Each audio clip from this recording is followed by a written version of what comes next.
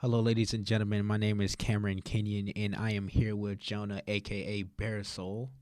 And this is a guy that I've been wanting to interview for like the longest. And like I said, it is a huge honor to have him like right here next to me, like and being able to interview him. And he's been very familiar with the music industry. And like I said, he can give us some points, some tips, some backgrounds of what he's done over the time of being in the music industry. So, like I said, thank you for being here, Yeah, Jonah. awesome, man.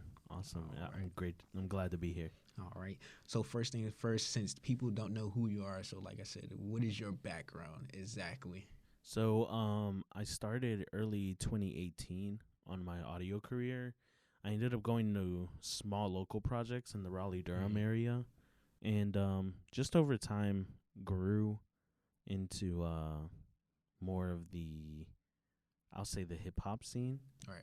So I was really big in the hip hop scene as a producer. Mm. Locally, I would enter beat competitions in NC State, All right. and took home a couple of those trophies, and I was glad to. And as my music was growing, I started going a little more in the engineering side and picking up a lot of engineering gigs. So definitely have a good background of the engineering side.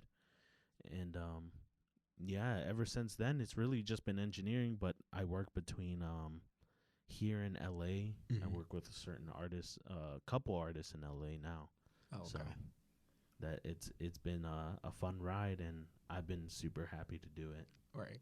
So like, how was your like experiences like working with these artists? Like you said, you worked with these artists in LA. How was it different compared to other artists in different states, like from NC to LA? How is it like Yeah, shifted? I think certain regions definitely have a way All right. of how they work. I think every region has a protocol and a certain way that they get through things. I mean, Right. everyone's different when it comes to the artist you're working with. It's always kind Right. of circumstantial to who you're working with. So you at first want to get to know who the person is, and then Mhm.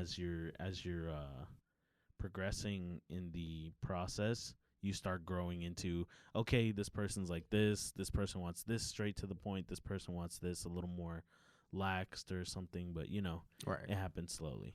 Right, that's pretty good. And like I said, that is good because you get a feel for like if you go to like LA, you get like a different style, like West Coast style, and like I Yeah. said, compared to NC, it's like more of that Eastern style, but it's like more of a Southern kind of. So like Yeah, I yeah. said, it's pretty cool. Like I said, to have that. And so like, what tools did you like use in like besides using like different types of software and like with like what did you think that helped you like made you like a better music producer or audio engineer? So I used to think that having a specific workstation or having like a specific set of stuff was going to be like my definitive moment. Like I really thought it was going to be like, oh, if you run Pro Tools Right. and you learn how to master Pro Tools, you're going to be great at this. Right. If you run Ableton and you do this on Ableton, you're going to be great at this. If you run Logic, if you run FL, if you run whatever kind of like audio production software, even like something like Adobe Audition, Right. a lot of people are like, if you learn how to do that, you're going to be great. And I think the biggest part was like not what to do, but why to do it. Right. In a sense of like you could learn how to work in any DAW proficiently. Mm-hmm. You could essentially become like a Logic guru, a Pro Tools guru, an Right. Ableton guru, etc. Right. So it doesn't really matter which DAW you choose, in my personal opinion. I think if you pick one, stick to it, Right. and you really take the time to profess in basic stuff like how EQ works, how compression works, how basic vocal editing will work. In the Right. grand scheme of things, it doesn't matter which route you go. But I was in my beginning stages very hell bent on like picking one specific DAW, Right. um, and then working forward from that. Right.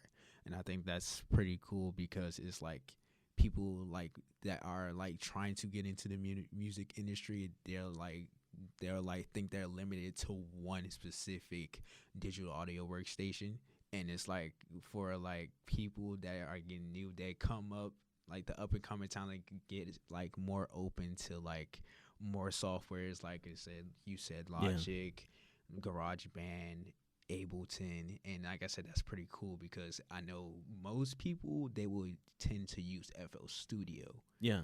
I think FL was like one of the most accessible Right. at the time. So like just being one of the most accessible things, people were like, yeah, I mean everyone would like kind of low key crack it too. Right. I mean, and I fall completely guilty for that. I was that 14-year-old kid who cracked FL and I was like, I'm going to freaking learn how to do this. Right. And I was making beats, they were horrible, and you know, it was all part of the growing process. So you never gave up. I never gave up. I think once you find the fun side of all of it, you know, once you find the fun side, it's just whether you succeed or fail at something, you know, you're gonna enjoy it along the way. But like, I welcome failure because failure was the best learning experience I ever had. Right. Yeah, and like I said, that's the good thing because you will put that because without failure, people can't experience like having success. And for people to try to like feel like, oh, they're gonna just jump into it and think they're gonna be successful right off the bat. But like I said, you have to understand that there's a process to it. Like I said, there's like layers. You have to first start off at the beginning phase, and then once you work into it and get used to it more, then you'll come like more accustomed to it. Yeah. And like I said, and that's a good thing for people because like I said, it gives them more of that determination, more of that drive and that motivation to keep them going and to keep them going to like reach higher levels and keep getting better every day. And I think that's a good thing too. Yeah, it's great, honestly. I always tell somebody like never hesitate to fail. Right. And when you do fail, don't hesitate to find a solution really quick and build on that and become better like slowly. I think slow and steady will always win the race. That's, you know, we took that lesson for granted in the stories, but it's true. Slow and steady wins the race. Even building my gear, it took years to get where I'm at, and I'm not even where I would say optimal. Right. So it definitely works that way. Right, and that's a good thing. So who you think your target audience is exactly when you making your music? So, like I said, I'm multi-genre in my music. When it goes to my personal production preference, I like melodic rap, and I've always felt that the hip hop community has been my target audience. Right. I revolve around faith-based music, so I tried to make the faith-based my target audience, but for some reason, a lot of faith-based listeners don't listen to what I do, and then I ended up in the secular world as well. Right. But for the most part, I do want to profess in that kind of the faith-based hip-hop. So I would say that's my target audience when it comes to that. And I see other producers make kind of like Christian rap music. Yeah. And for me, I personally don't like listening to it. Yeah. To what the newer people are coming out with, because it comes out as slightly cringy. Right. But, you know, it's really just an instrumental choice. Right. They've kind of been in rap, but not for very long. Right. So. And they still got a lot more stuff to learn and more ways to go. Yeah, I think it's just that they're bent up, or they're really stuck on this. We need to sound hip hoppy, but they don't know which type of hip hop to really go into. So so they rely on Christian. Well, it's not so much relying on Christian. It's just their stuff sounds a little dated in comparison. You know, it's all these new rappers making all these like early 2000 type instrumentals and stuff. And I thought, you know, as someone who likes the new wave rap, I wanted to bring that kind of music into the Christian forefront and kind of help. I don't want to make more appealing because, you know, I think my music is still my expression to God and like my tribute to him. So I still very much profess God in my music, and I want that to happen. Yeah. So that's really my goal for it. My target audience is the Christian hip hop community. Right. And that's pretty good because, like I said, a lot of people they will like fall into like the hardcore trappiest stuff, Yeah. and it's kind of crazy because they don't like really like experiment more. They would just be stuck into like one genre, but like doesn't want to go like into an expansion of other genres and trying to mix it into it like and make a different like a type of what you would call like a magic in a sense. And it's like, Yeah. and I just think that people should branch out more. Don't stay stuck to one thing and just branch out more, because if you don't branch out, it's like you're being closed minded. You should be like Exactly. more open minded to like experimenting different things, trying different things, and see what you feel and what you don't feel. Exactly. So, Yeah, no. I think yeah, if people open up more and experiment more and kind of just study what's new and what's happening out there and what people are actually listening to. right, Not in the sense of like I don't think they're doing it right, right, but it's effectiveness. yeah, Personally, I feel like if you can't get them to hear you, right, your message is not going to come through. And with music, that's very particular. Because if you're making something that sounds dated, only a certain group is going to hear you. right, And if it's not the group you want to hear you, you obviously have to change that style. right.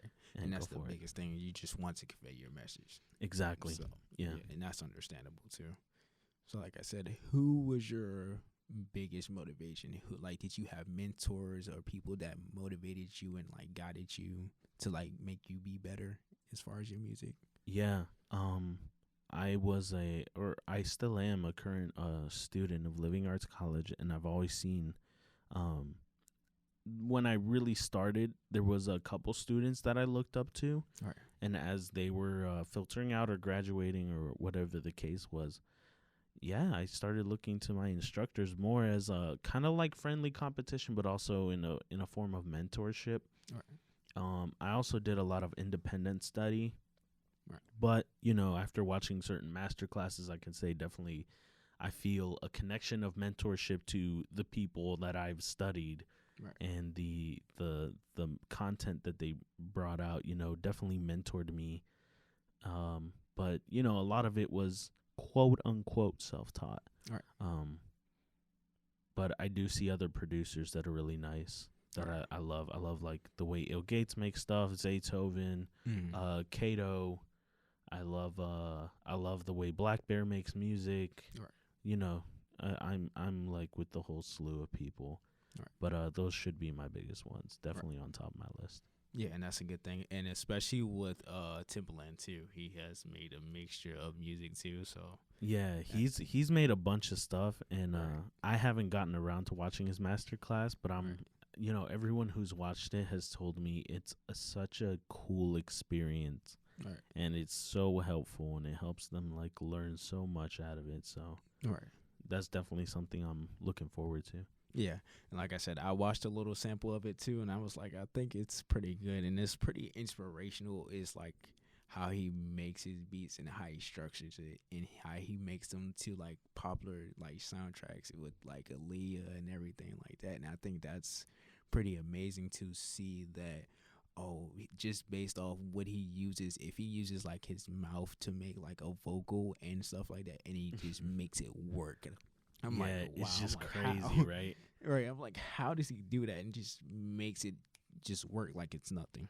Yeah, I definitely aspire to like try to make vocal chops and stuff like Right. out in the just like up front, like right then and there. That's not adapted into my setup yet, but Right. I'm definitely like considering that. Right. That would be pretty good. So, what are your like your personal for your like your personal brand is Bearsol, right? Yeah, Okay. correct. So, like, what are your components for it?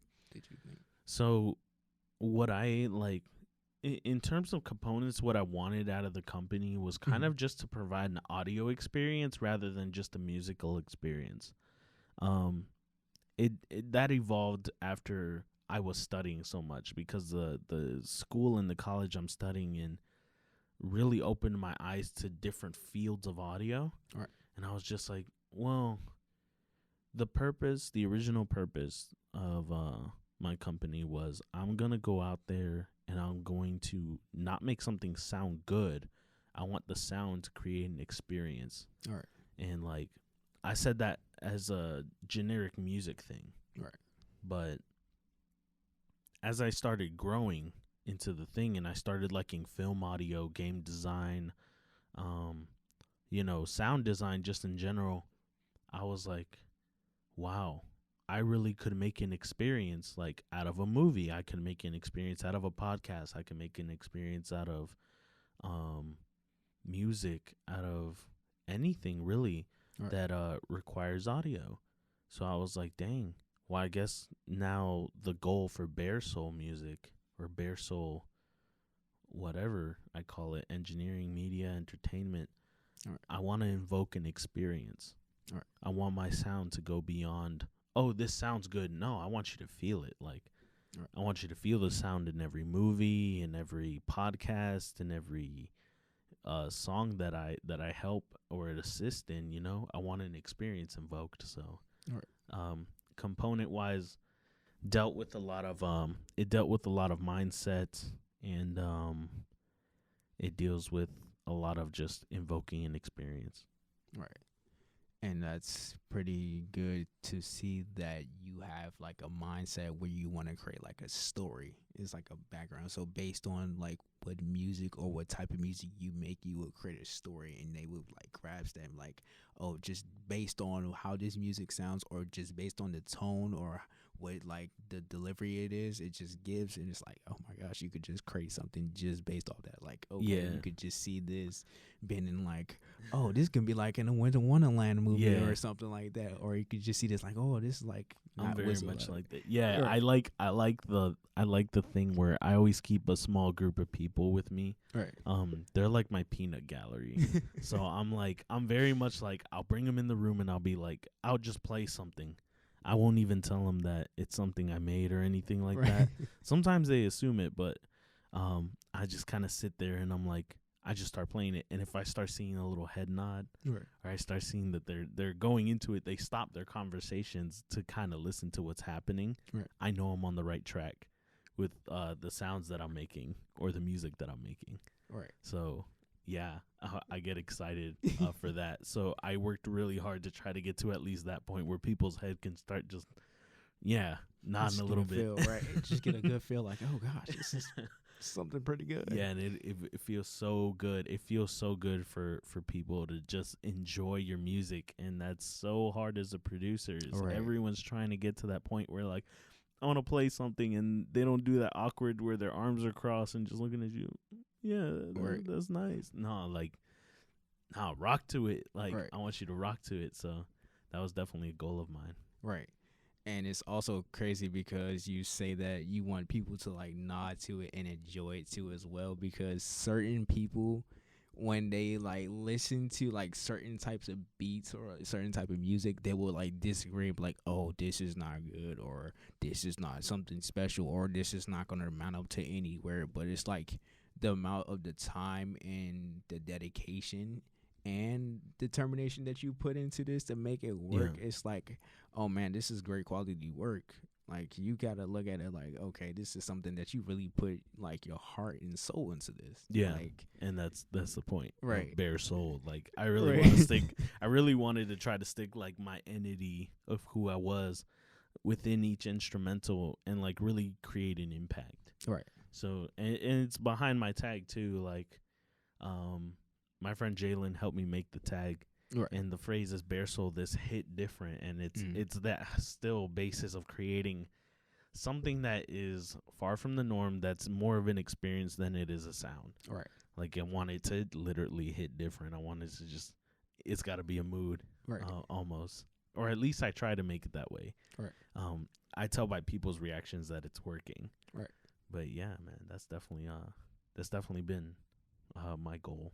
Right. With the company. And that's a good thing, because it's like, it gives you a different feel. Like, yeah, you're going to make this is going to make you feel like this is something that's going to definitely hit different, like, in your ears. And then you just process it through your mind, be like, oh, okay, yeah, this definitely hits different. Yeah, putting people through a mood. I think it's like really, it's important, bro. It's so important.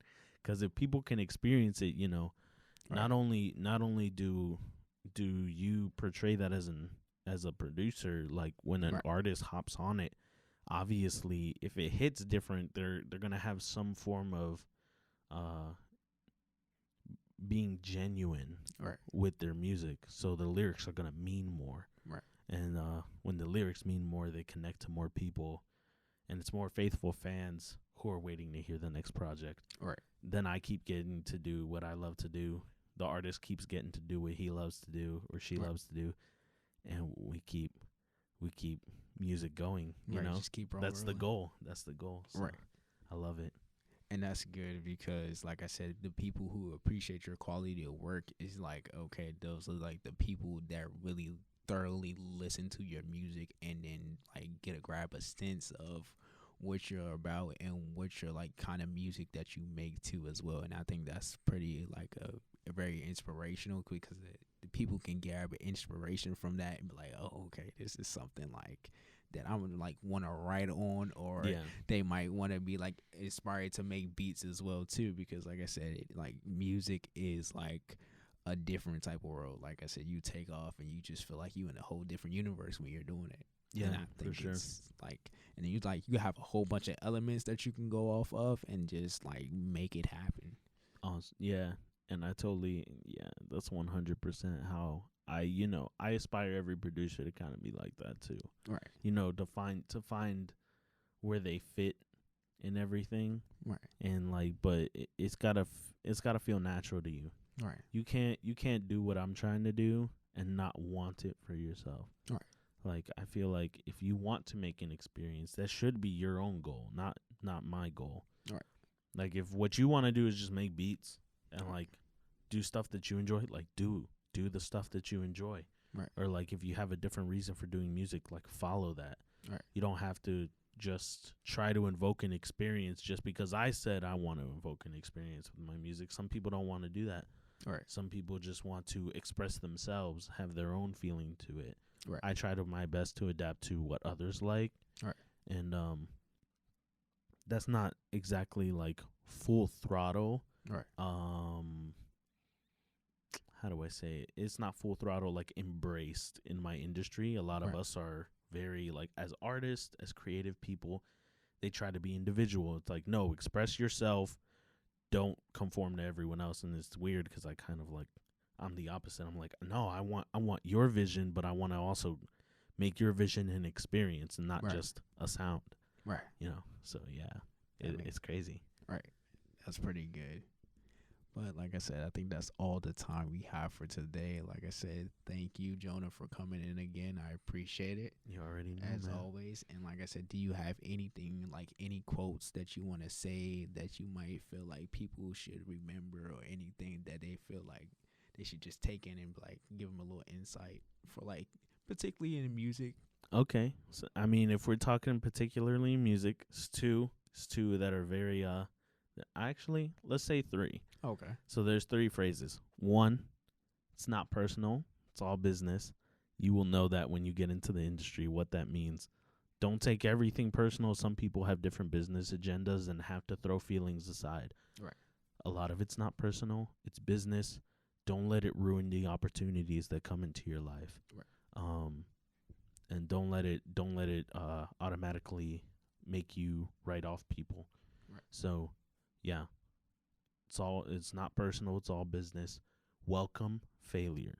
All right. Always, if you want to be afraid to fail, be afraid to fail. But Right. fail. Please fail. You need to. Because if you get your whole life told that you're going to be great, you're not going to want to do anything better. Right. It's not true. And it's your best teacher. Right. It really is. I didn't learn how to work half the technology or half of the techniques off of succeeding. Most Right. of it was off of failure. So welcome failure. It's not personal. It's all business. And it's not about what you do, but why you do it. Right. So that's more on my as a mixing engineer when it comes to learning components, EQ, compression, so on, saturation, whatever. Right. It's not about what you're doing. It's about why you're doing it. Right. So always think about that. When you're messing with an EQ, don't think about what you're doing. Think about why you're doing it. What are you trying to cut? What are you trying to boost? Same thing with compression. What are you trying to get out of it? It'll save you so much time, so much workflow, and you'll get to the techniques you want so much quicker that way. Yeah.